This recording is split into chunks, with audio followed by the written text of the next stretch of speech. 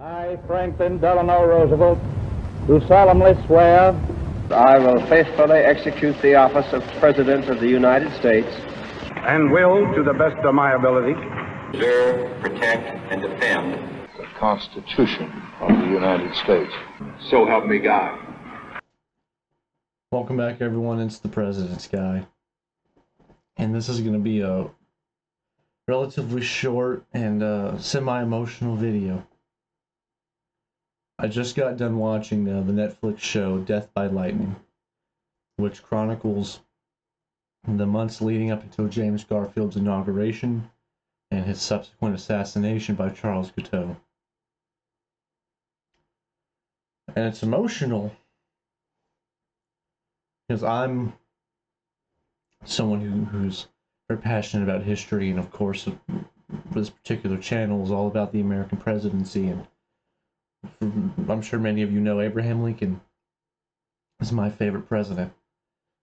And part of the emotion around Lincoln's death is not knowing what could have been, and knowing that he couldn't possibly have done a worse job than Andrew Johnson in terms of Reconstruction.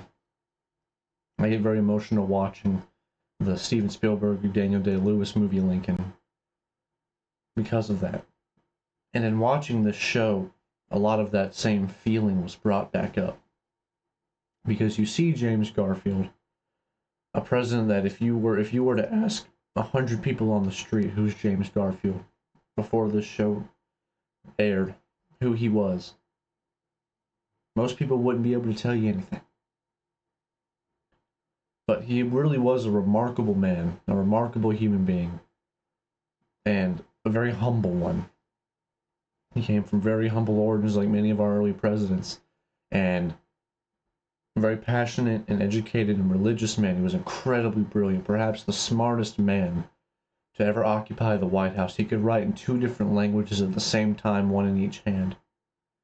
And he never sought out power. And the emotion comes from not knowing what the country could have been if we had gotten a successful Garfield term or 2. And Chester Arthur did a good job in his place, particularly in the area of civil service reform. But James Garfield was struck down by a crazed individual who sought nothing but to glorify himself. And without getting too deep into spoilers, I would strongly recommend both that everyone read up on James Garfield and get a more in-depth look at the man before his presidency, just to see the kind of life that he led and what others thought of him, and how he really did bring change to the office of the president.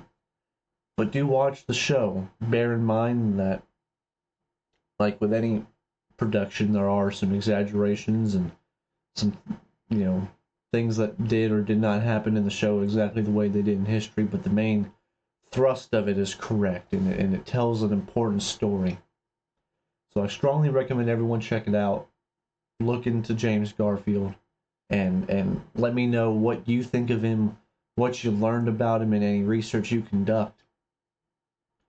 Wasn't necessarily planning to make this, but I thought it important to share this to kind of get that perspective out there.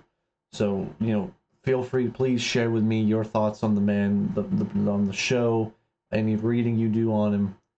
And until next time, never stop learning.